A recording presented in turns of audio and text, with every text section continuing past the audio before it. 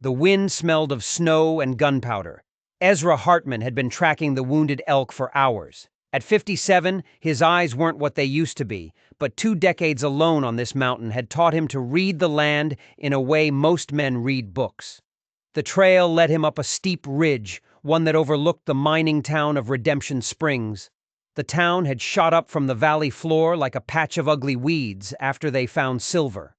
Ezra paused, his rifle resting easy on his shoulder. Something was wrong.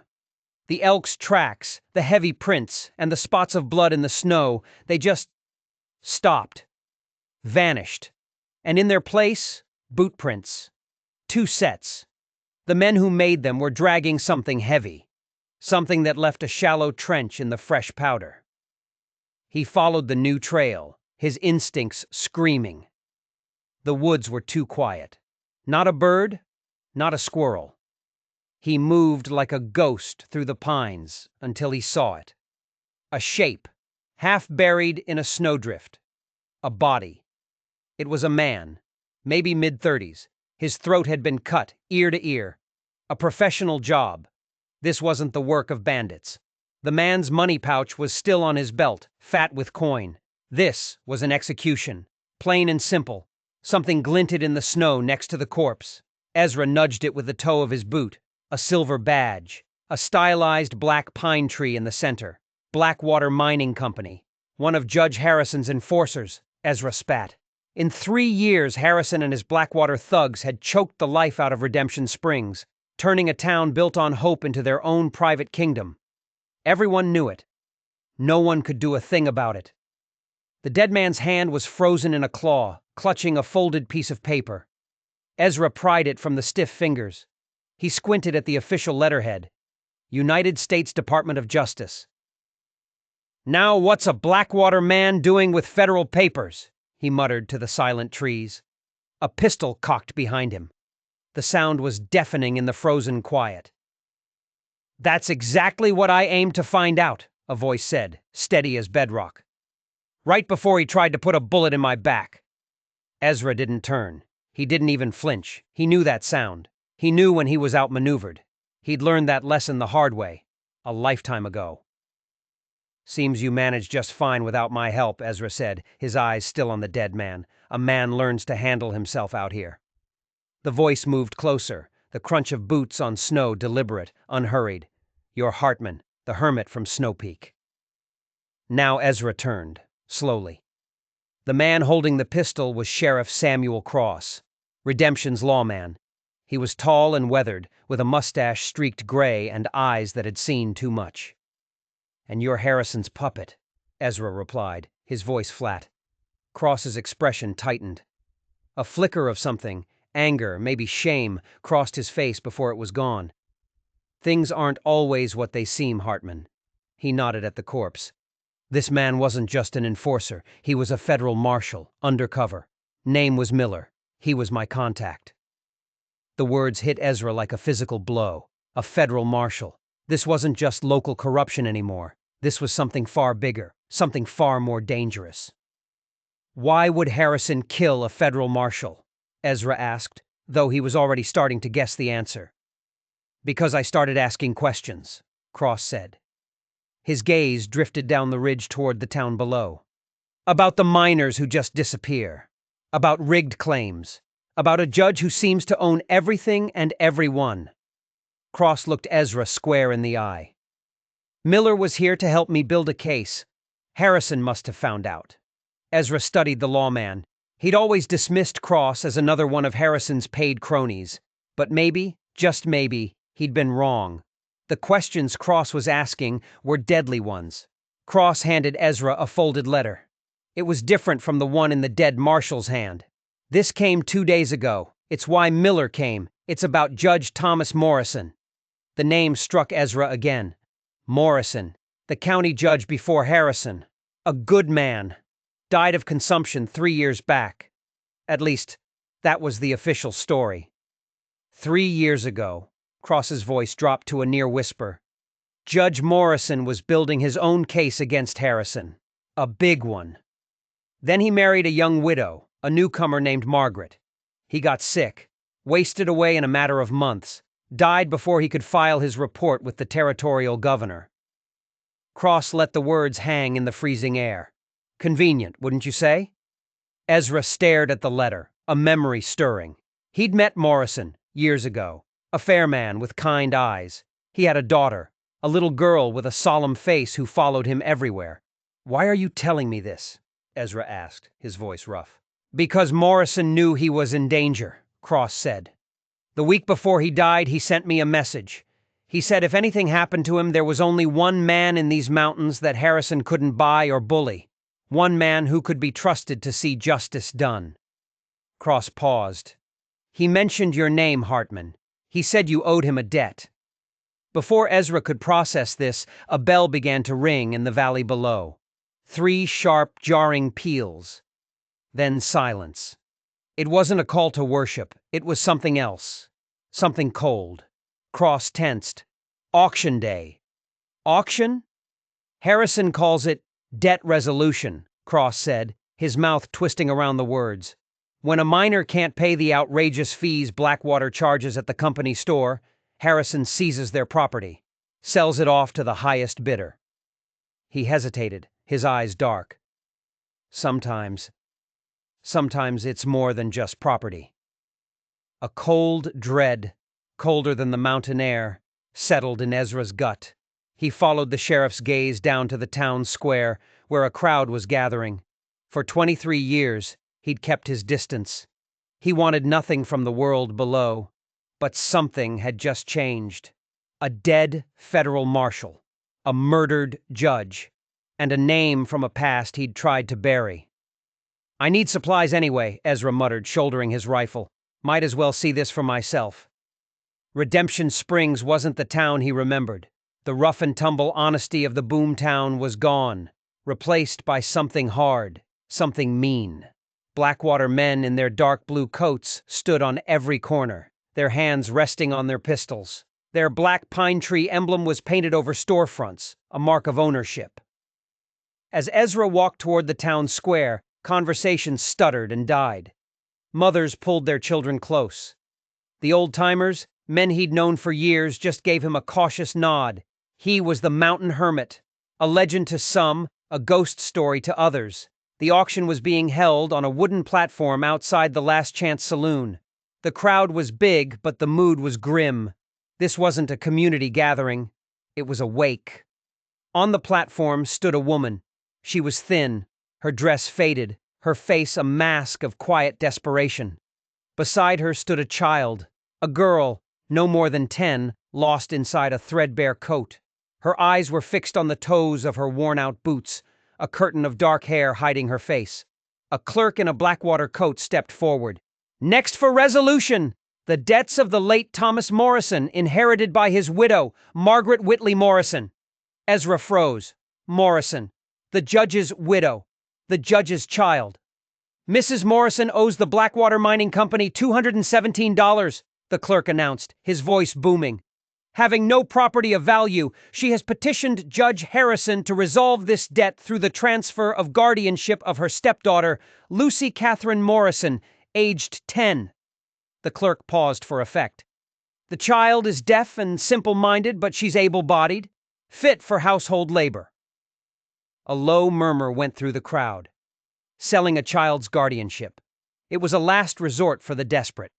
Something you heard about but never saw. "Starting bid is $50, the clerk shouted. "The winning bidder receives legal guardianship and the girl's labor until she turns 18. Her debt is transferred to you, payable to the Blackwater Company." To Ezra's disgust, hands went up. Mostly older men, ranchers looking for cheap help. But one face stood out from the rest. James Crenshaw. Crenshaw was Harrison's head of security. A man who'd been dishonorably discharged from the cavalry for what they called excessive brutality. The man was a sadist, plain and simple. His reputation for cruelty was a shadow that followed him everywhere. $70 from Mr. Crenshaw, the clerk announced. Ezra watched the girl, Lucy. She hadn't moved. She hadn't reacted at all. If she really was deaf, maybe it was a mercy. but her stillness seemed practiced, too controlled. 85, called a rancher from the back. 100, Crenshaw countered instantly. A thin, predatory smile touched his lips. The crowd shifted. They all knew Crenshaw wasn't looking for a scullery maid. The girl's stepmother, Margaret, just stood there, her face as blank as a porcelain doll's. She showed no emotion, no remorse, nothing. Ezra's hand moved before his mind had caught up. 120. The entire square fell silent. Every eye turned to the mountain man in his worn buckskins, his face weathered like the granite peaks he called home. The clerk blinked, stunned. Mr. Hartman, 120. 150, Crenshaw snapped, his eyes narrowing into slits. Ezra's jaw tightened. He had exactly 12 silver dollars in his pouch, his entire budget for the winter. 180, he said. The words felt like stones in his mouth.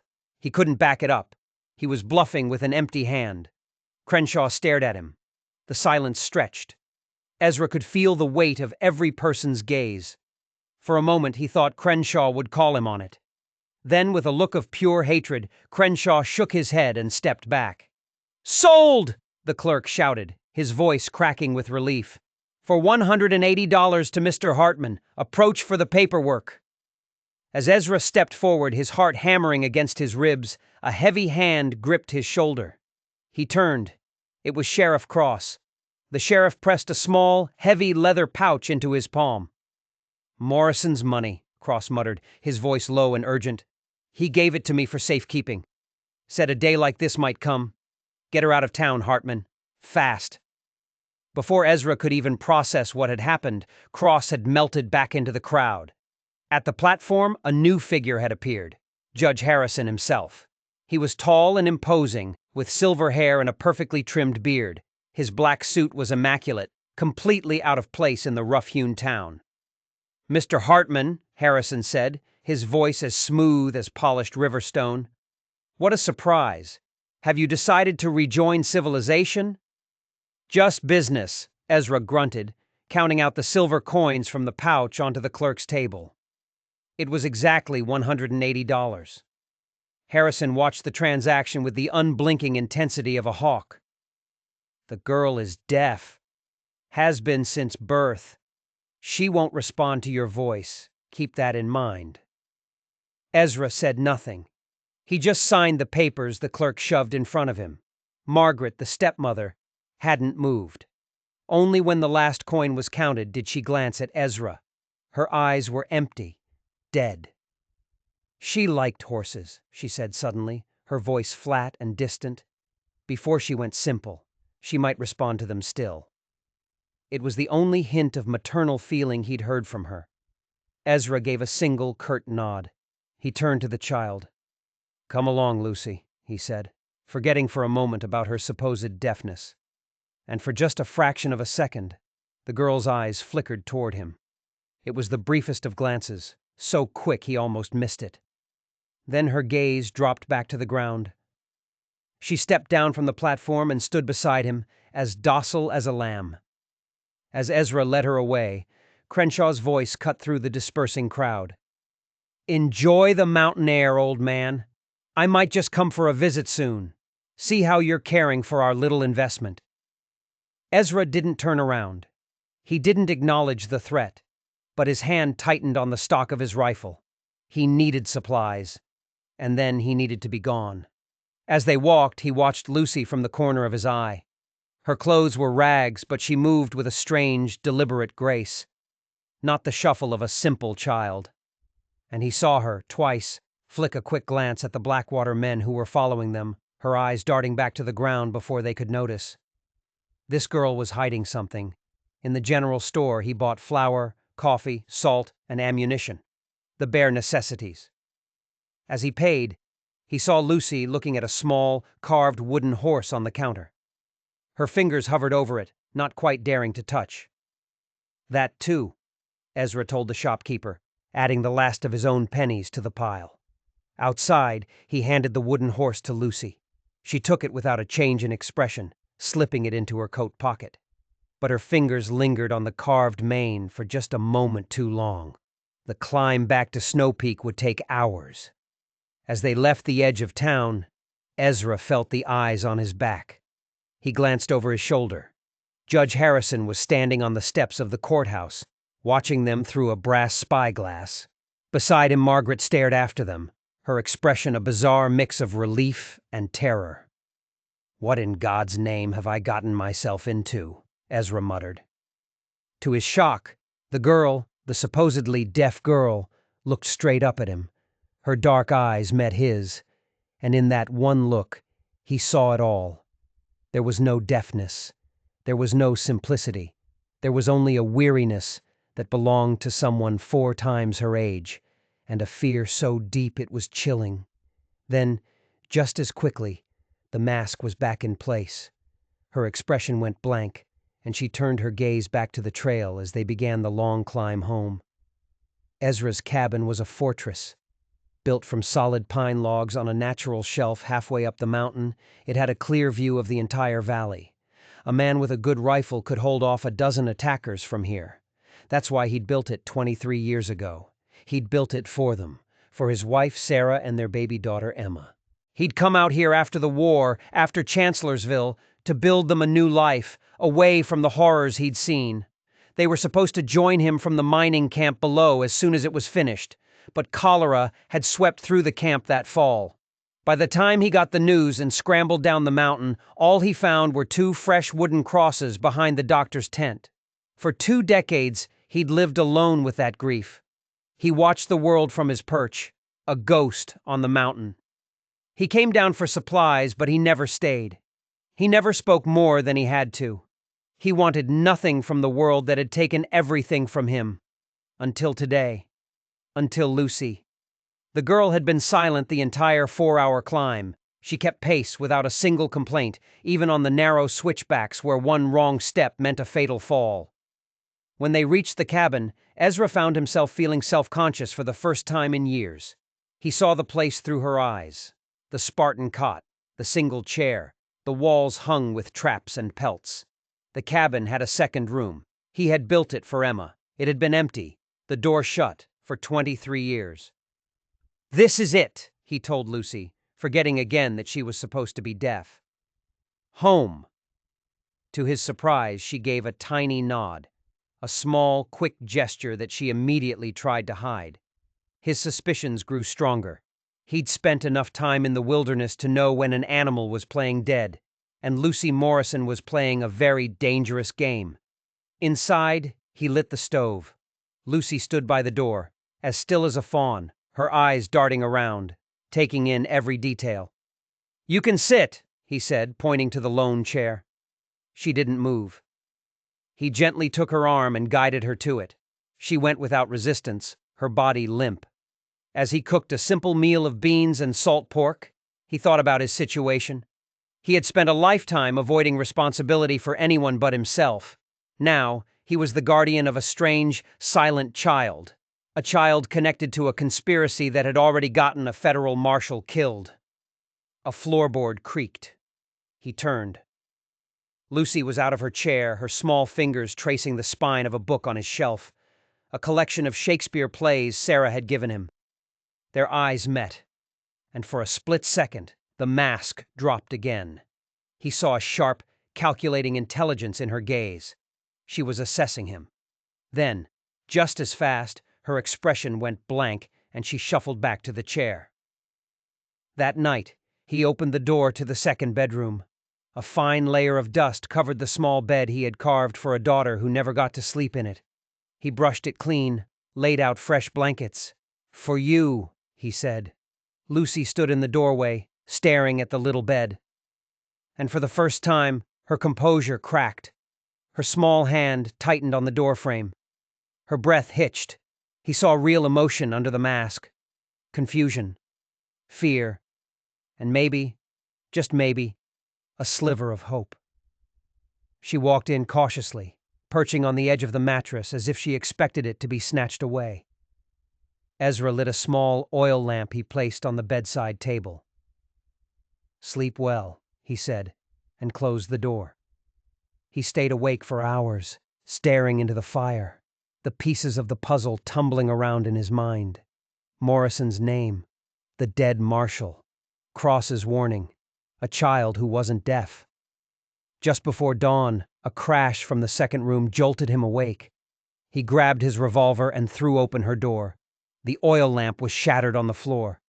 Lucy was sitting bolt upright in bed, her eyes wide with terror, her mouth open in a silent scream. A nightmare. She was trembling violently, her small body rigid. Acting on pure instinct, he sat on the bed beside her and put a hand on her shoulder.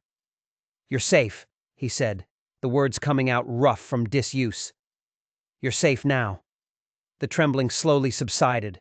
Her breathing eased. She didn't pull away from his touch. As he cleaned up the broken glass, he saw something under the bed. A small, leather-bound book. He pulled it out. The pages were filled with neat, childish handwriting. It was her journal. He hesitated. His first instinct was to read it, to find the answers he so desperately needed. But he slid it back under the bed, unread.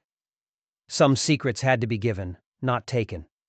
But as the first light of dawn crept into the cabin, and he watched Lucy finally drift back into a peaceful sleep, Ezra Hartman knew one thing for certain.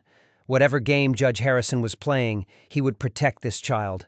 Not for a dead judge, not for a desperate sheriff. He would protect her because 23 years ago he had failed to protect his own daughter, and the mountain had been quiet for far too long.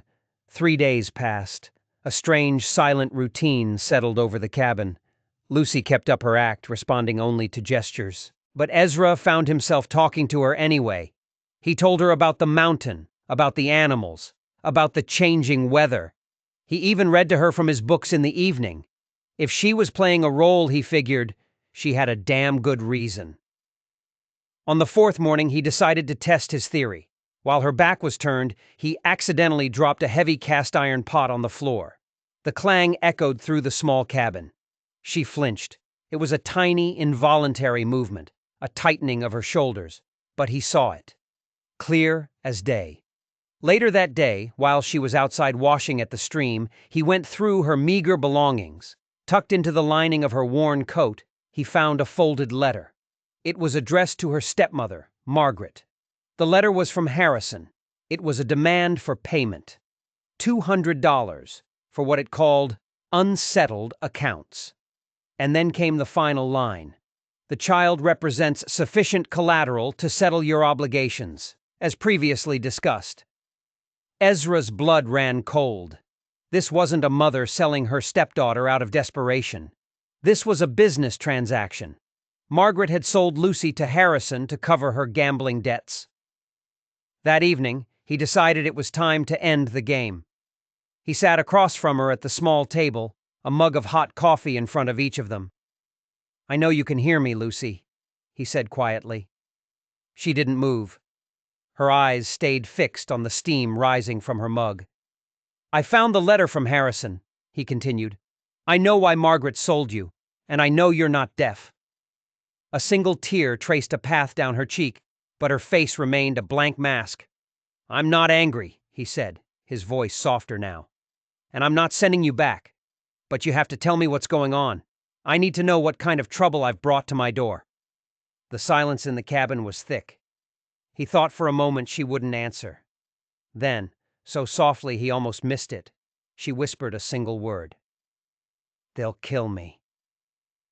The sound of her voice, clear and sharp, sent a shiver down his spine.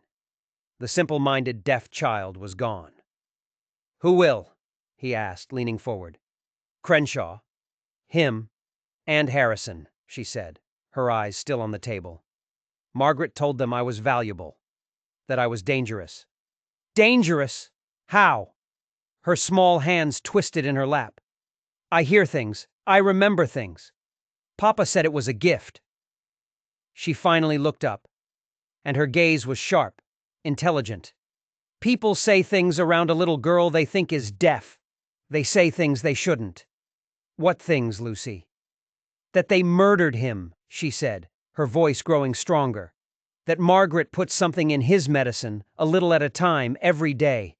That Judge Harrison paid her to do it." The accusation was so direct, so cold, it took Ezra's breath away. This child had been living for 3 years with her father's killer. "Why did you pretend?" he asked, though he already knew. "After Papa died, I heard Margaret talking to Harrison. They were worried I might have heard something, seen something." Her face hardened. "So I stopped talking. I stopped hearing. They decided the shock of my father's death had broken my mind." "And they left you alone," Ezra finished. She nodded. "Until Margaret's debts got too big. She gambles. She drinks. Then the letter came from the federal marshal's office, the one Sheriff Cross showed you. She panicked. She told Harrison they had to get rid of me." The pieces were falling into place. A terrifying picture was starting to form. "My papa kept records," Lucy said, her eyes burning with a fierce intensity. "A secret journal. He wrote down everything about Blackwater, every miner who disappeared, every bribe Harrison paid. He said if anything happened to him, the journal would find its way to someone who could bring them to justice." "Do you know where it is?" Ezra asked. "This journal?" She hesitated for just a second too long. Then she shook her head. It was a lie. A practiced, careful lie.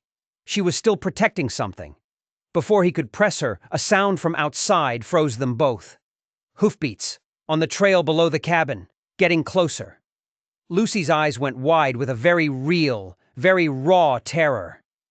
"They've come," she whispered. Ezra moved fast. He grabbed his rifle from its pegs by the door. "Under the bed," he hissed. "And don't make a sound." He took his position by the window, peering out into the gathering dusk. 3 riders. He could just make out the dark blue of their Blackwater coats.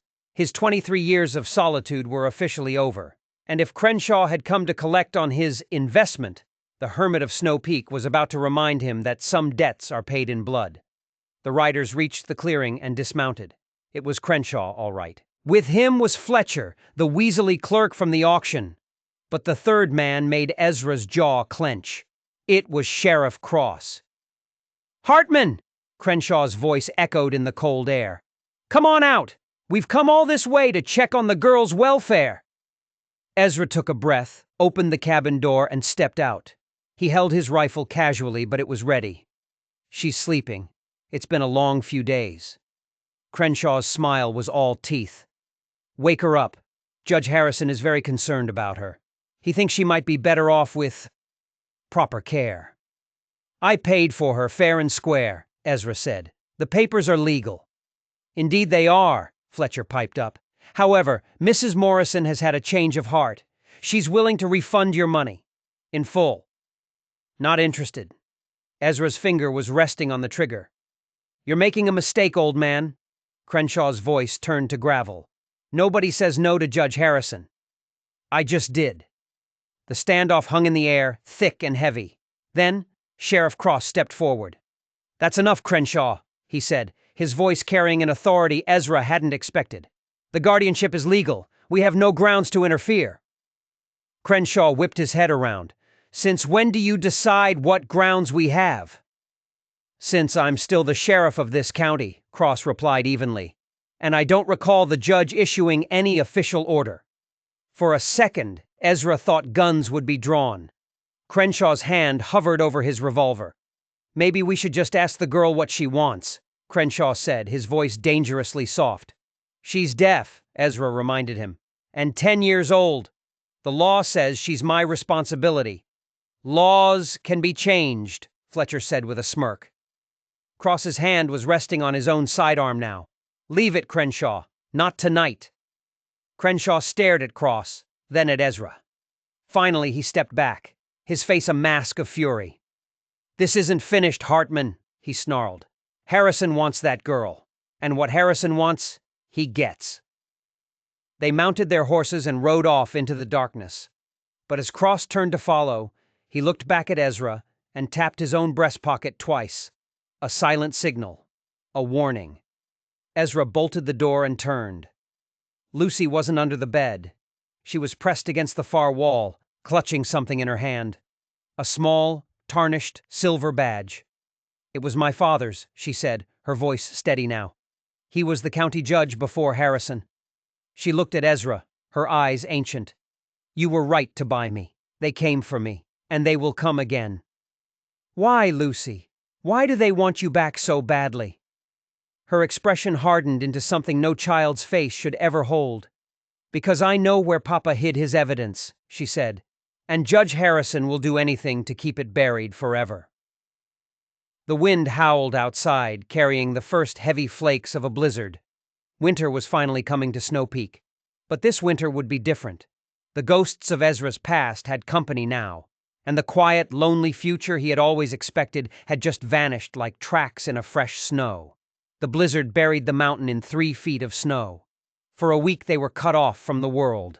In that quiet, forced isolation, something shifted. The awkward silence between them was replaced by a routine. Ezra taught her how to survive on the mountain, how to read the clouds, how to track animals, how to bank a fire so it would last through the night.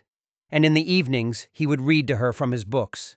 He no longer pretended to believe she was deaf. And slowly, cautiously, Lucy began to talk. Papa taught me to read when I was 4, she told him one night, as they sat by the fire. He said education was the one thing no one could ever take from you. Her voice was a mixture of pride and grief. He knew every law in the territory.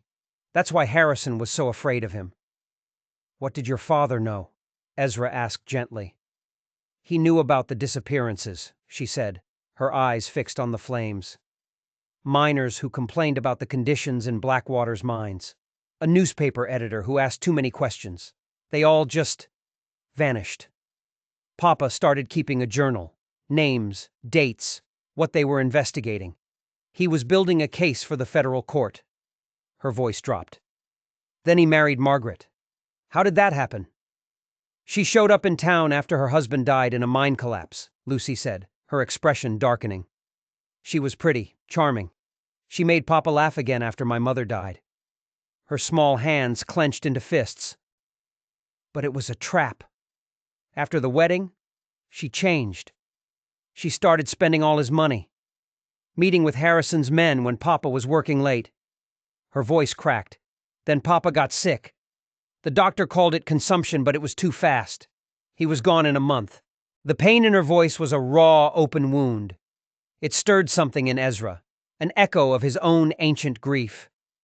He reached out and put his weathered hand over her small one. I'm sorry, Lucy. She took a shaky breath and continued. After the funeral, I heard her in Papa's study, talking to Harrison. She said, the job is done. She asked for her payment. Her voice caught in her throat. That's when I realized. That's when I stopped hearing. You were smart, Ezra said. You survived.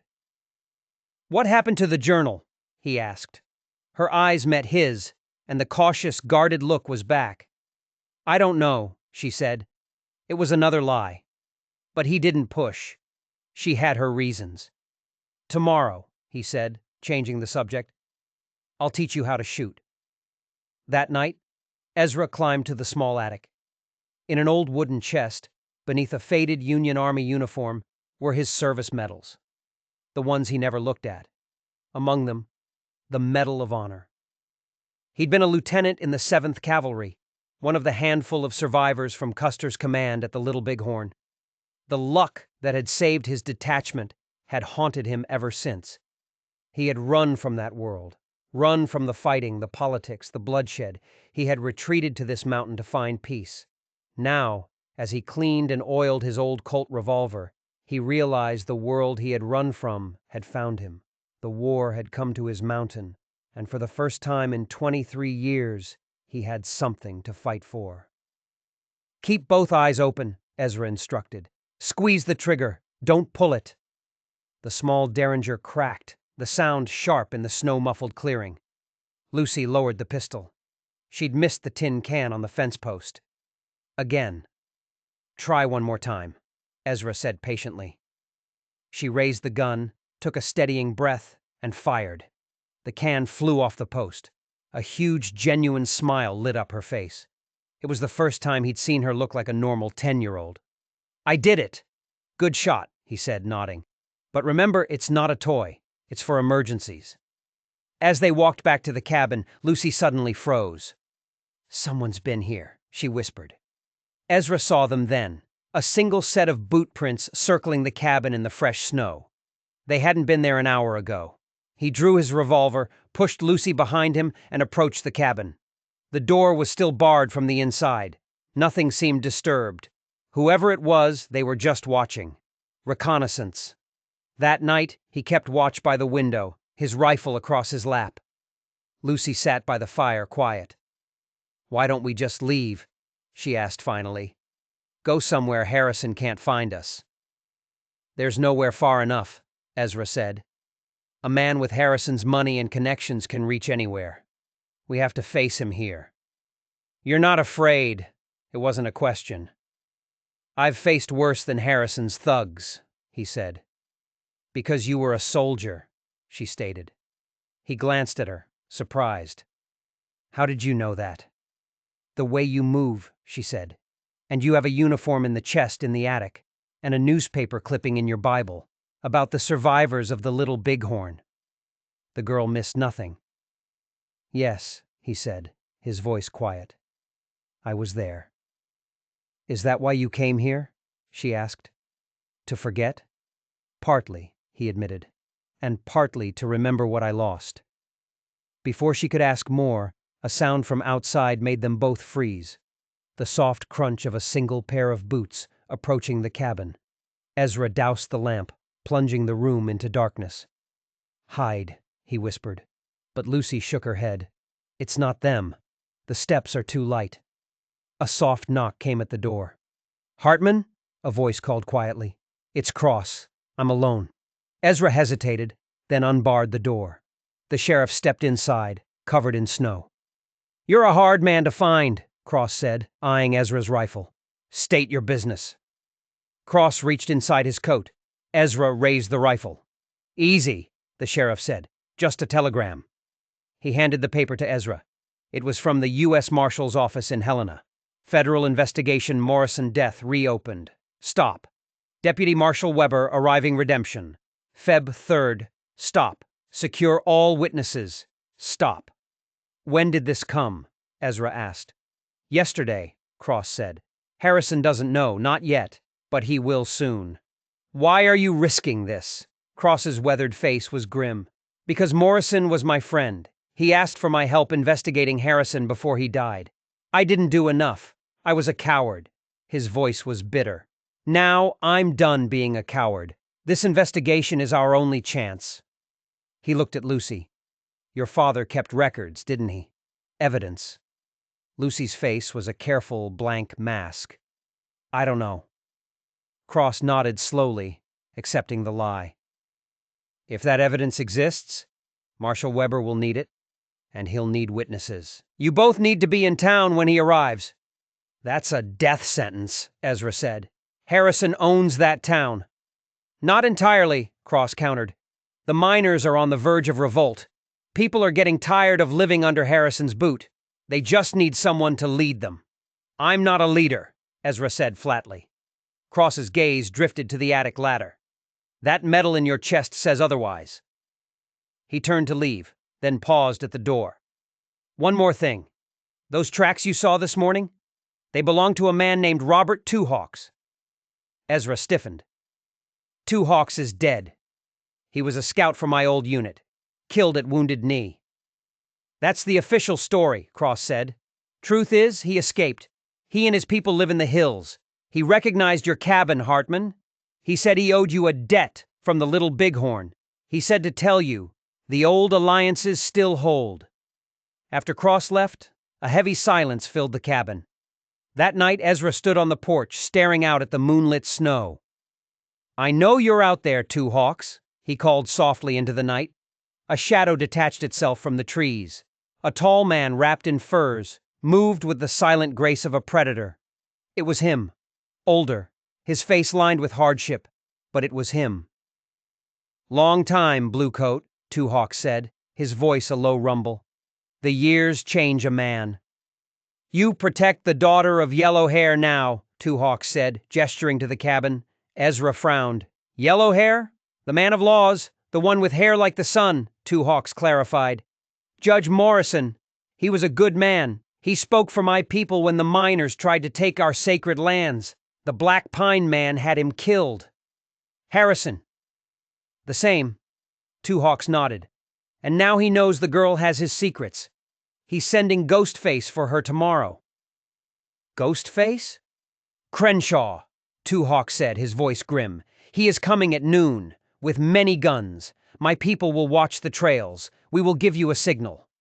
The warrior melted back into the trees, leaving Ezra alone on the porch. The choice was no longer his. He could run, or he could fight. He went back inside. Lucy was standing in her doorway, fully dressed. I heard, she said. You should be sleeping. I'm done sleeping, she said, her small face set with a determination that chilled him. What are we going to do? Ezra looked at the child who had somehow resurrected the man he used to be. The soldier, the protector. We're going to prepare, he said. And then, we're going to fight. 23 years ago, he had failed his family. This time would be different. This time he would make his stand. By noon, the cabin was a fortress. Ezra had barricaded the windows, created firing ports, and planned an escape route through a narrow ravine behind the house. Lucy worked beside him, her small hands surprisingly nimble as she loaded cartridges. The terrified child was gone, replaced by a soldier. If things go bad, Ezra told her, you take the back trail to the old cave. You wait there.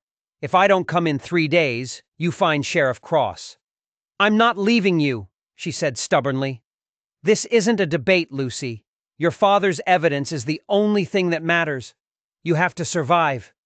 Her chin trembled, but her eyes were steady. You're the only family I have left. The words hit him like a physical blow. Before he could answer, a flash of light from the ridge above caught his eye, a mirror reflecting the sun. Two Hawks' signal. They're coming, Ezra said. Take your position. Through his spyglass, he saw them, 6 riders. Crenshaw in the lead. This wasn't a social call. They were coming for a war. Hartman! Crenshaw's voice boomed across the clearing. Last chance, send out the girl, and we'll let you live out your miserable days in peace. Ezra stepped onto the porch, his rifle held ready. She stays with me. You're hiding behind a child, Lieutenant? Crenshaw sneered. How the mighty have fallen. He knew who Ezra was. You abandoned the army. You abandoned your duty. You think anyone is going to believe you over a respected territorial judge? From inside the cabin, Lucy's voice, clear and strong, rang out. They'll believe the evidence, Mr. Crenshaw, my father's journals, the records of every bribe, every murder you and Judge Harrison committed. Crenshaw was stunned for a moment. Then his face twisted into a mask of pure rage. Enough of this! Burn it! Burn the whole damn cabin down! One of the men notched a fire arrow to his bow. Ezra didn't hesitate. His rifle cracked. Crenshaw's hat flew from his head. The next one goes 2 inches lower, Ezra said calmly. Get off my mountain. For a single, breathless moment, it was 6 guns against 1. Then, a war cry erupted from the trees behind them. A dozen Cheyenne warriors, led by 2 Hawks, burst from the forest, surrounding Crenshaw's men. They were caught in a trap. Crenshaw's face was a storm of fury and disbelief. He knew he was beaten. For now. He wheeled his horse around. This isn't over, Hartman! He screamed. As they galloped away, Ezra finally let out the breath he'd been holding. That evening, as they shared a meal with 2 Hawks by the fire, Ezra knew they couldn't stay. Where is it, Lucy? He asked. The evidence. She reached into her dress and pulled out a small brass key on a leather cord. Papa gave this to me the night before he died. He said it was for a strong box, hidden under a loose floorboard in his office. At the schoolhouse. The schoolhouse. In the middle of Redemption Springs, the one place Harrison controlled completely. The federal marshal arrives in 3 days, Ezra said. We have to get it before then. I'm ready, she said. 2 Hawks nodded. My people will watch the trails. We will keep you safe from the Black Pine men. As they prepared for the journey, Ezra went into the small, dusty bedroom that should have been his daughter's.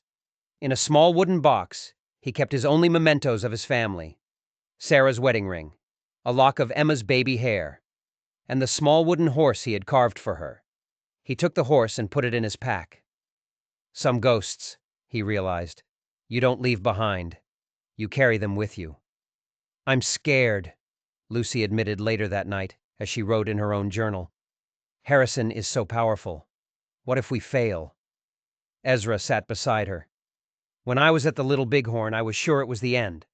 But help came from a place I never expected. He put a hand on her shoulder. Sometimes, it's not about the odds, Lucy. It's about standing firm even when you think you can't. She looked up at him. Tomorrow, we go to Redemption Springs, she said. It wasn't a question. We finish what my father started. For 23 years, the cabin had been his refuge from the world. Now, as he barred the door for the last time, Ezra Hartman felt something he hadn't felt in decades. Purpose. The hermit was coming down from the mountain, and he was bringing hell with him. The journey down the mountain was treacherous. They moved like ghosts through the frozen landscape, avoiding the main trails. From a high ridge, they saw Crenshaw's patrol sweeping the area, searching for them. They were expected. In town, you're deaf again, Ezra told her as they reached the outskirts. Let them underestimate you. It's our only advantage. She nodded, her face becoming the blank, empty mask he now knew so well. They entered the town not as heroes, but as failures. Ezra played the part of a defeated old man, leading a pony, with the simple child in tow. Girl was more trouble than she was worth, he grumbled loudly to Sheriff Cross, who met them on the main street. Too wild for me. Cross played along, but his eyes were grim. Harrison knows you're coming, he murmured, low enough for only Ezra to hear. He has men watching every boarding house, every stable. The safe houses Ezra had counted on were gone, closed for influenza. The church, condemned for structural problems. The town was a cage, and they had just walked into it. Cross led them to the town doctor's house.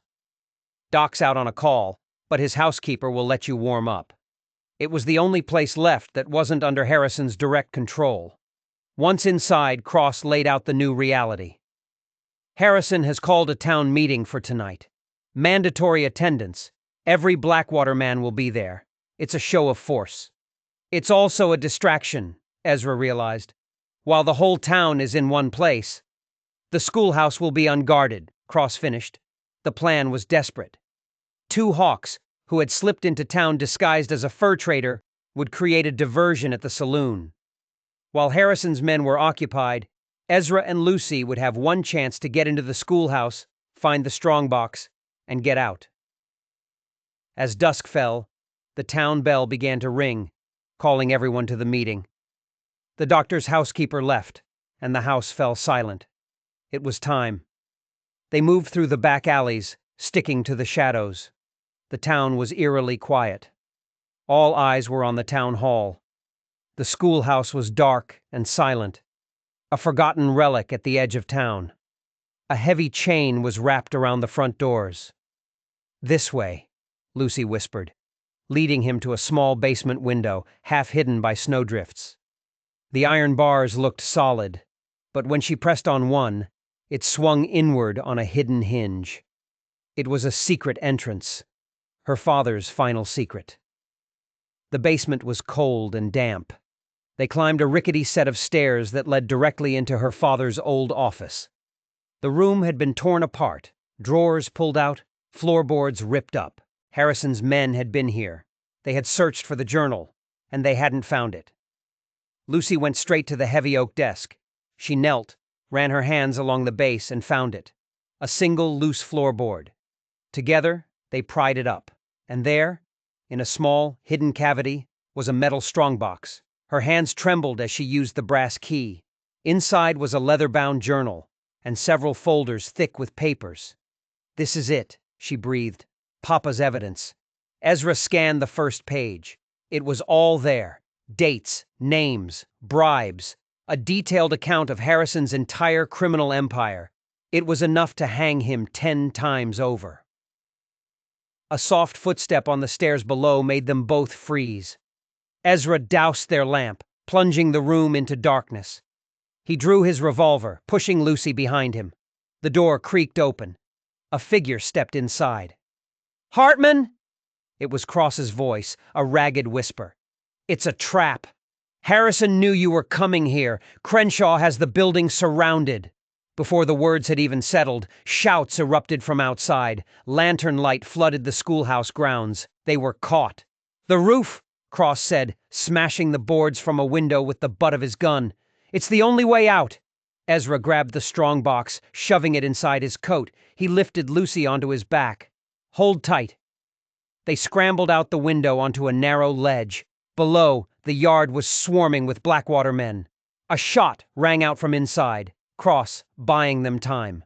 A rifle cracked from the ground. Splinters exploded from the roof, inches from Lucy's head. "Crawl!" Ezra shouted. They scrambled across the icy shingles, bullets whining past them. One grazed Ezra's arm, a hot, searing pain. They dropped from the church roof to the lower roof of the general store next door. Crenshaw's voice rose from the chaos below. "Hold your fire, you fools! I want them alive!" That brief pause was all they needed. They dropped to the ground, landing behind a stack of barrels. Bradley, the store owner, had a delivery wagon in the alley. Cross had told him the keys would be under the seat. They were. Ezra whipped the reins and the horse bolted. Bullets thudded into the sides of the wagon as they careened out of the alley and onto the main road, heading for the mountains. They didn't stop until they were high in the foothills, the lights of Redemption Springs a distant smear below. In the center of that light, a new, angry orange glow was growing brighter. "They're burning it," Lucy whispered in horror. "They're burning the schoolhouse." "Buildings can be rebuilt," Ezra said, his arm around her shaking shoulders. "What matters is what's in this box. The truth." Just then, a rider appeared on the ridge above them. 2 hawks. His face was grim. "The sheriff. They took him. They're taking him to the hanging tree at dawn." Ezra's blood ran cold. Cross had sacrificed himself for them. "We have to go back," Lucy said, her voice fierce. Returning to town was suicide, but leaving Cross to die was unthinkable. A desperate plan began to form in Ezra's mind, a dangerous gamble that would risk everything. "Your father believed one person could make a difference," Ezra said, turning to Lucy. "Tomorrow, we're going to find out if he was right." The old trapper's cabin was their only refuge.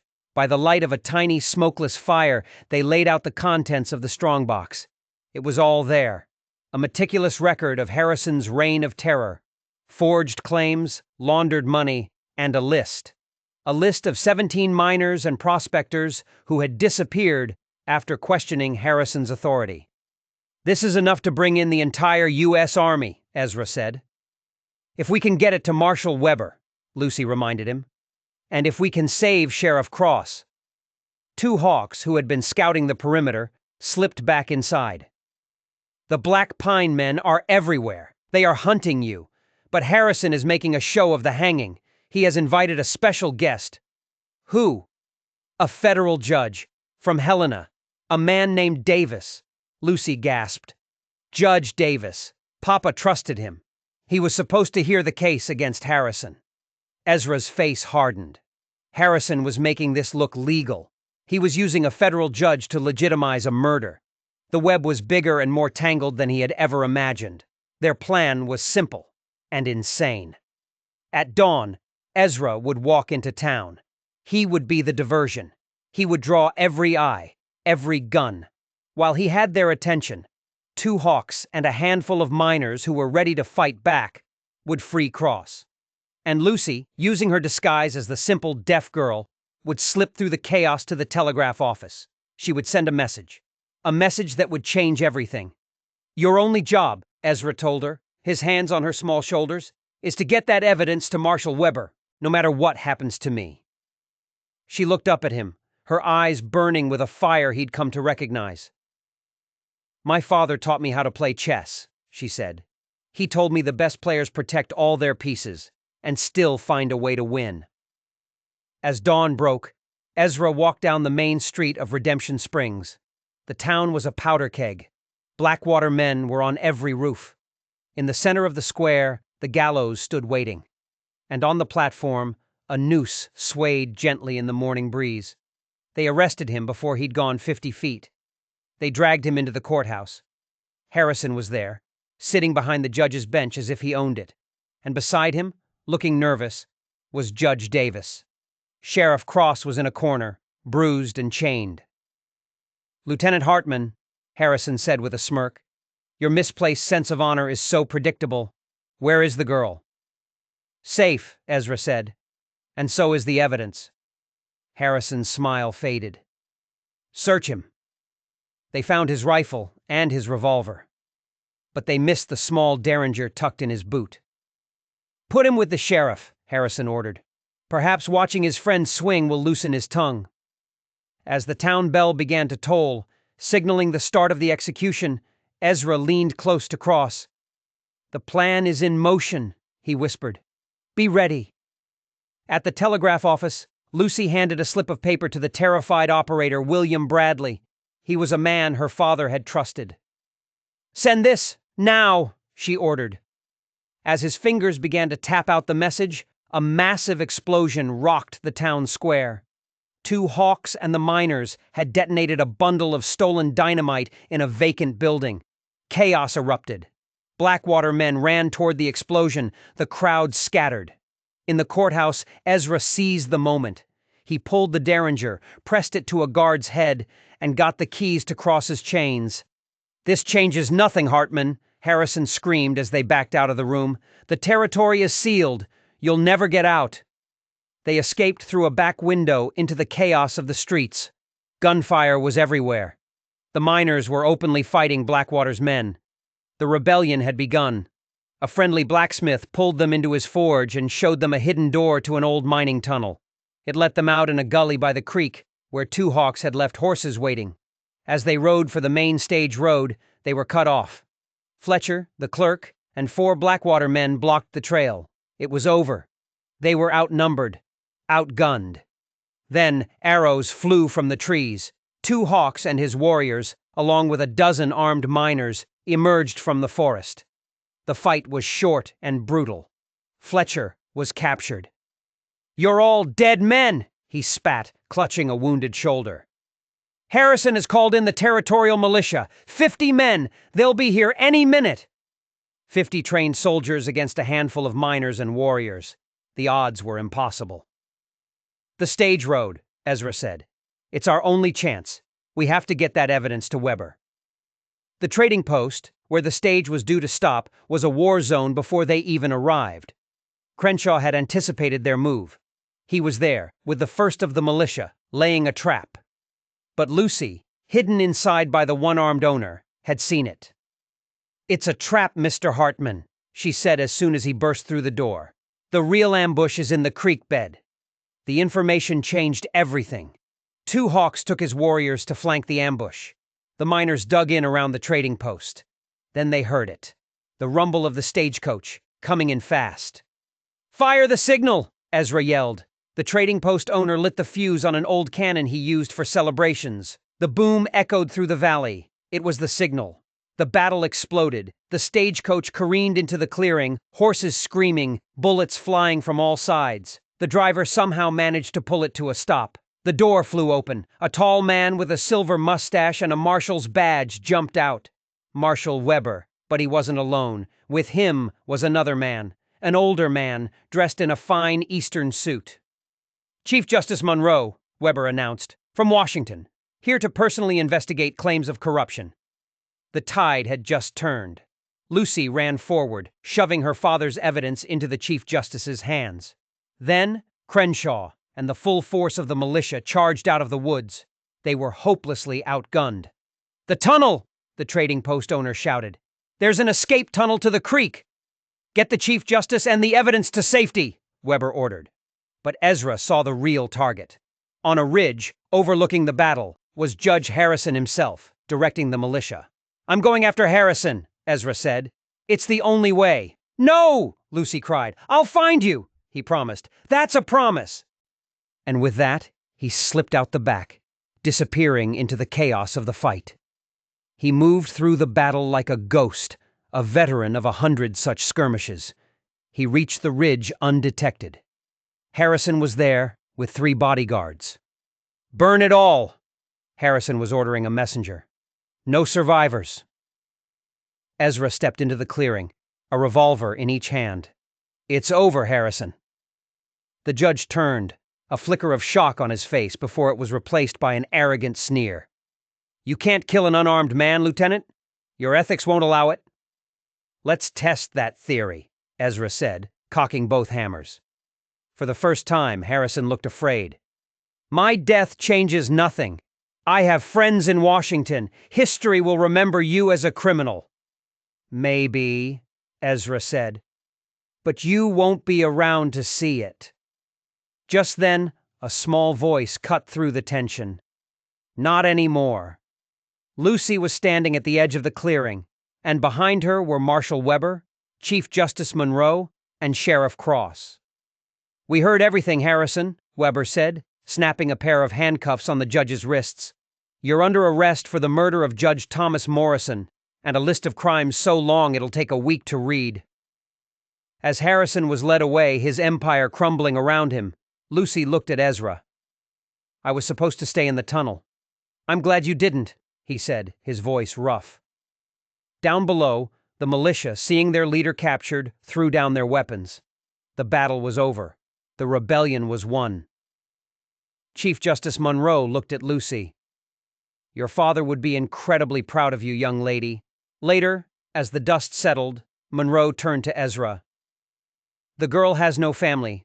She will become a ward of the territory, unless someone were to petition for guardianship." Ezra looked at Lucy, at this fierce, brave, brilliant child who had dragged him back into the world of the living. He thought of the empty cabin on the mountain. He thought of the ghosts of his wife and daughter, and he nodded slowly. "I might know someone." Spring came to Redemption Springs, and with it, a new beginning. The burned-out schoolhouse was rebuilt, bigger and better than before. On a freshly painted sign out front, it read, "The Morrison Academy." Inside, Lucy Morrison Hartman, now 12, stood in front of a classroom of minors' children, teaching them their multiplication tables. The adoption had been finalized in Helena, with the Chief Justice himself presiding. Ezra Hartman, the former hermit of Snow Peak, was now the headmaster. One afternoon, an elderly Cheyenne woman arrived in town. She was Robert Two Hawks' mother. She brought a gift for Lucy. It was her father's gold pocket watch, which had been missing since his death. "My son found your father on the trail," the woman explained. "He was too late to save him, but your father gave him this," he said, "for my daughter." Lucy cried as she clutched the watch, a final piece of her father returned to her. That evening, she and Ezra sat on the porch of their new home, built as an addition to the school. The town was alive again, free from Harrison's shadow. Harrison had been tried, convicted on the strength of his own confession and Morrison's meticulous evidence, and hanged in Helena. The reign of the Black Pine Company was over. "I miss the quiet of the mountains sometimes," Ezra admitted. "We can go back," Lucy said. "In the summers. We can visit." She leaned against his shoulder, and they watched the first stars appear over the distant peak of the mountain. A mountain that had once been a refuge for a man hiding from his past, and was now a silent guardian over their future. Lucy opened her father's watch. Inside the cover, he had engraved a short phrase, "Justice endures." She looked at the new town, at the new school, at the man beside her who had become her father. "He was right," she whispered. Ezra put his arm around her. The ghosts of his past were finally quiet. He was home. If you enjoyed this story of a town's redemption and the unlikely family that saved it, be sure to hit that subscribe button and turn on notifications so you don't miss our next video. We've got a lot more strange, dark, and mysterious stories to share.